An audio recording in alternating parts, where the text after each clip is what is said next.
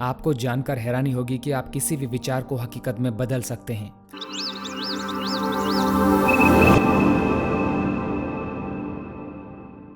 आपको जीवन में जिस भी चीज की कमी महसूस होती हो तो आप इस तरीके को करके उसे पूरा कर सकते हैं। ये एक ऐसा तरीका है जिसमें हम दिमाग की वेव्स को चेंज करके विचार को दिमाग के उस हिस्से तक पहुंचाते हैं जो विचार को वास्तविकता में बदलता हो। हमारे ब्रेन की पावर बहुत ज्यादा है, पर हम इसका थोड़ा ही इस्तेमाल अपने जीवन में करते हैं। हमारा दिमाग 2 हिस्सों में बटा हुआ है, कॉन्शियस माइंड और सबकॉन्शियस माइंड। कॉन्शियस माइंड का इस्तेमाल करके हम अपने रोजाना के काम करते हैं। इसी दिमाग से हम सोचते समझते हैं और एक्शन लेते हैं। लेकिन जीवन में हमारे साथ जो कुछ भी घटित होता है, इसमें असल खेल तो सबकॉन्शियस माइंड का होता है। सबकॉन्शियस माइंड दिमाग का वो हिस्सा है जिसमें कोई भी कमांड अगर चला जाता है तो वो हकीकत में बदल जाता है। विचार को हकीकत बनने में 1.5 से 6 महीने का समय लग सकता है। दिमाग का ये हिस्सा बहुत ही ज्यादा शक्तिशाली है। हमारा सारा बिहेवियर पैटर्न यानी मन का स्वभाव यहीं पर होता है। बचपन की सारी यादें दिमाग के इसी हिस्से में मौजूद हैं। एक और रहस्य की बात बताता हूँ। हम जब भी किसी विचार को कॉन्शियसली स्वीकार कर लेते हैं, यानी चेतन मन से स्वीकार कर लेते हैं, जैसे कि पैसा कमाना बहुत मुश्किल है, मैं कमजोर हूँ, मैं ये नहीं कर सकता, या कोई भी नकारात्मक विचार जो पूर्ण रूप से स्वीकार कर लिया गया हो, तो वह सबकॉन्शियस माइंड में चला जाता है। और जब ऐसा होता है तो सबकॉन्शियस माइंड उस विचार को कभी न कभी हमारे जीवन में उसे वास्तविकता में बदल देता है। जैसे आपने सोच रखा है पैसा कमाना मुश्किल है, यह विचार सबकॉन्शियस माइंड में चला गया, तो अब यह आपको वही रास्ते देगा, वही संभावनाएं देगा जिससे आपको पैसे मुश्किल से मिले। सबकॉन्शियस माइंड की एक विशेषता है कि वो हमारे द्वारा सोचे जाने वाले विचारों की पॉजिटिविटी और नेगेटिविटी के बीच का फर्क नहीं समझता। वो तो बस आप जो भी सोचते हैं उसे सच मानकर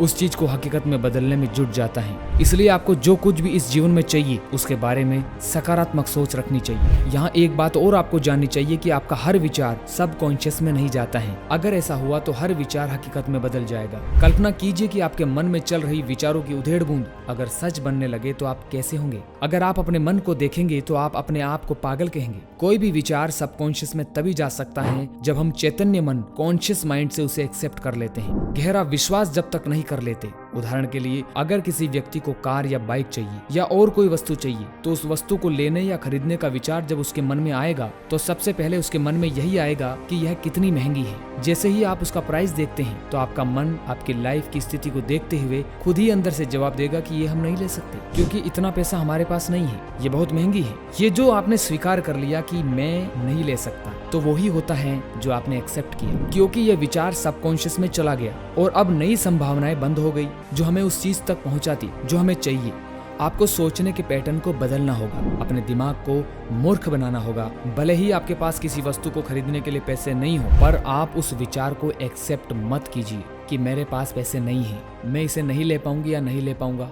एक तरफ आप खड़े हैं और दूसरी तरफ वो वस्तु जो आप चाहते हैं। बीच में क्या है? बीच में है पैसा और गरीबी। आप बीच की इस दीवार को तोड़ दीजिए। आप भूल जाइए आपकी स्थिति क्या है। आपके पास पैसा हो या ना हो, बीच की दीवार को तोड़कर आप सिर्फ उसे एक्सेप्ट करें कि ये मेरी है। उसे प्यार करें। प्यार करने में पैसा नहीं लगता है। उसे चाहें, पूर्ण रूप से उसे एक्सेप्ट कर लें कि ये वस्तु मैंने ले ली है, मैं इसे पूर्ण रूप से अपना चुका हूँ। गाड़ी की जगह आप पैसों को भी पूर्ण रूप से एक्सेप्ट कर सकते हैं। बस बीच की दीवार को याद रखें, उसे तोड़ दीजिए और जो वस्तु आपको चाहिए उसे चाहें, शिद्दत से चाहें। अगर शिद्दत से किसी चीज को चाहने लगे तो सबकॉन्शियस माइंड हमें नई ऐसी संभावनाएं देगा जिससे वह वस्तु हमारे पास होगी, फिर चाहे आप उसे चमत्कार कहें या ईश्वरी कृपा। अब आपको एक ऐसा तरीका बताया जा रहा है जिसके इस्तेमाल से आप जल्दी से कोई भी कमांड सबकॉन्शियस माइंड तक पहुंचा सकते हैं। दिमाग की इन वेव्स यानी तरंगों को देखिए, बीटा, अल्फा, थीटा, डेल्टा। अभी आप बीटा वेव्स में हैं। ये हमारी एक्टिव स्टेट है। इसकी फ्रीक्वेंसी 12 से 30 हर्ट्ज के बीच में रहती है। सोचने, समझने, जानकारी प्राप्त करने और उसे याद रखना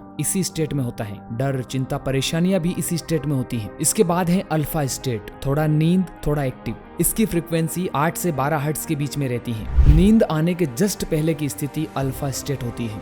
यह है थीटा स्टेट। इसमें दिमाग पूरा शांत हो जाता है, कॉन्शियस माइंड काम करना बंद कर देता है, जिससे कोई विचार यहाँ नहीं आता। यह विचार शून्य स्थिति है। इसकी फ्रीक्वेंसी 4 से 8 हर्ट्ज के बीच में रहती है। ये थीटा स्टेट ही असल में ध्यान की स्थिति है। और इसी स्टेट को हिप्नोटिज्म स्टेट भी कहते हैं। इस स्टेट में हम परमात्मा से सीधा संबंध बना पाते हैं। इस स्टेट में जो भी कमांड दिया जाए तो वो पूरा होकर रहता है, क्योंकि थीटा स्टेट में हम डायरेक्ट पूरे ब्रह्मांड से कनेक्ट होते हैं। अब थोड़ा ध्यान से समझिए, जब हम थीटा स्टेट, हिप्नोटिज्म स्टेट या ध्यान की स्टेट, ये तीनों स्टेट एक ही होती हैं, इसमें होते हैं, तब चेतन मन यानी कॉन्शियस माइंड सो जाता है। इस समय सिर्फ सबकॉन्शियस माइंड की कॉन्शियसनेस ही जागृत रहती है। सबकॉन्शियस माइंड की भी अपनी कॉन्शियस चेतना होती है। इस समय हम जो भी बोलेंगे वो प्रोग्राम्ड होता है। समय के साथ वो वास्तविकता में बदल जाता है। अगर आप खुद को कमांड देना सीख जाते हो तो 1.5 से 6 महीने में वो पूरा हो जाता है, वो चाहे कुछ भी हो। आप इस स्टेट में पुराने पड़े डाटा को रिप्रोग्राम भी कर सकते हो। वो कैसे करना है अभी आपको आगे बताएंगे। आगे है डेल्टा स्टेट। डेल्टा स्टेट वो स्टेट है जिसमें व्यक्ति को कुछ भी चेतना नहीं रहती, यानी समाधि की स्टेट। दिमाग जब डेल्टा वेव्स प्रोड्यूस करता है तो बॉडी की हीलिंग सबसे फास्ट होती है। चाहे कितना भी बड़ा रोग क्यों न हो, इस स्टेज में सब ठीक हो जाता है। थीटा स्टेट में भी रोग ठीक हो जाते हैं। डेल्टा स्टेज में बॉडी का दिमाग से कनेक्शन नहीं रहता, बहुत ही गहरी नींद और समय का पता ही नहीं लगता कि कितना समय बीत गया। ब्रह्मांड की प्रचंड ऊर्जा को लेने की स्थिति डेल्टा है। इसकी फ्रीक्वेंसी 4 से 0 हर्ट्ज के बीच में रहती है। हमें थीटा स्टेट में कमांड को भेजना है, और थीटा स्टेट में किसी कमांड या विचार को भेजने के कई तरीके हैं। सोने से जस्ट पहले हम अल्फा में होते हैं। उस समय आप जो चीज अपने जीवन में चाहते हैं सिर्फ उसके बारे में सोचें कि वो आपको मिल गई हैं, और उसके साथ अपने आप को कनेक्ट करके इमेजिनेशन करें, क्योंकि तस्वीरों को हमारा मन जल्दी समझता है। रोजाना ऐसा करें और रोजाना सिर्फ एक विचार या एक मुराद पर ही फोकस करें। धीरे धीरे वो विचार थीटा में चला जाएगा और आपका काम हो जाएगा। हमारे लेफ्ट कान के नीचे हाइपोथाइमस ग्लैंड या ग्रंथि होती है। यह ऑर्गन एक कमांडर भी है और फॉर्मेटर भी। यह अंग दिमाग में मौजूद यादों के डेटा को खाली भी कर सकता है और भर भी सकता है। आप किसी भी बुरी आदत जो आपका स्वभाव बन गया है उसे यहाँ से कमांड देकर हटा सकते हैं।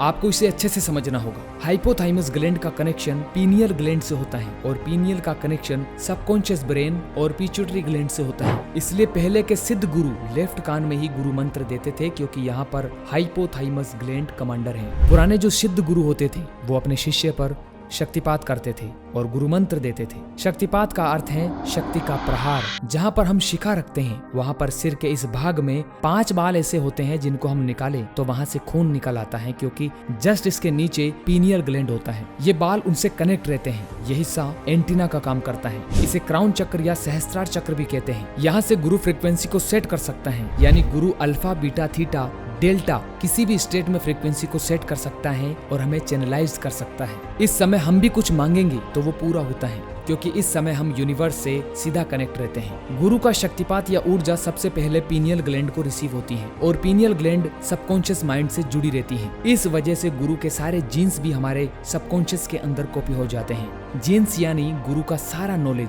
सारा ज्ञान ऊर्जा खींचकर अंदर लेकर जाती है। एक बार के शक्तिपात में लगभग 50% गुरु की ऊर्जा अंदर जाती है और सारा ज्ञान भी अंदर कॉपी हो जाता है। गुरु की कोई अच्छी बुरी आदत, सिद्धि या सुपर पावर सब हमारे अंदर कॉपी हो जाते हैं। अगर आपको बुरी चीजें नहीं चाहिए तो आप बोलकर फिल्टर लगा सकते हैं कि गुरु की कोई भी negative thought, negative energy, negative command को मैं स्वीकार नहीं करूंगा। यह आपको शक्तिपात के समय बोलना होता है। पुराने समय में जो सिद्ध पुरुष होते थे वो एक जगह पर नहीं रुकते थे, इसलिए शिष्य को दोबारा शक्तिपात करने की जरूरत न पड़े, इसलिए वो अपना एक कॉपीराइट स्टैम्प शिष्य को दे देते थे। गुरु का कॉपीराइट स्टैम्प क्या है? गुरु का कॉपीराइट स्टैम्प उनका मंत्र है। वही उनकी जादुई चाबी है जिसे हम गुरु मंत्र कहते हैं। गुरु मंत्र ही सीक्रेट चाबी है जिससे हम जब चाहे खुद को चैनलाइज्ड या रिप्रोग्राम कर सकते हैं। ये बहुत ही सीक्रेट ज्ञान है जो भी आपने जाना। ये भगवान शिव का बताया हुआ ज्ञान है। नालंदा विश्वविद्यालय में जब तुर्की शासक बख्तियार खिलजी ने आग लगवा दी तब भारत का अद्भुत ज्ञान नष्ट हो गया। ये आज तक की सबसे बड़ी हानि भारत को हुई। इस विद्यालय में इतनी पुस्तकें थी कि 3 महीने तक आग लगती रही। वहाँ से कुछ ज्ञान चुरा लिया गया, फिर वो आगे अंग्रेजों के हाथ लगा। फिर अंग्रेजों को पता लगा वो राज जो अभी आपने जाना, इन्होंने अपनी अपनी पुस्तकें इस पर बनाई। The power of subconscious mind, secret the magic, secret the power, secret the hero और भी अन्य किताबें इन्होंने बनाई, पर पूरा सच ये भी नहीं बताएंगे। वीडियो लंबा हो गया है, इसलिए नेक्स्ट वीडियो में हम थीटा स्टेट में जाने का ऐसा सरल तरीका बताएंगे जिसको कोई भी घर पर आसानी से कर सकता है। आपका एक लाइक हमारे दिल में उमंग भर देता है और आपका एक कमेंट हमें प्रेरित करता है नई वीडियो के लिए। परमात्मा सबका मंगल करे।